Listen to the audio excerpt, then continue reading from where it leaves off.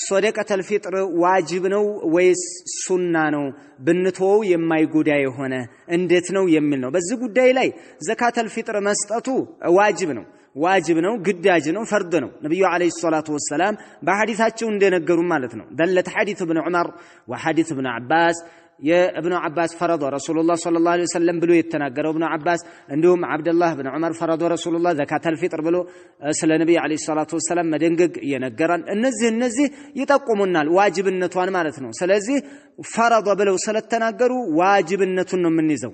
ዑለማዎችም ሊቃውንቶችም አክሰሩ አህለ العلم የሚሄደው በዚሁ ሁኔታ ላይ ነው ማለት ነው።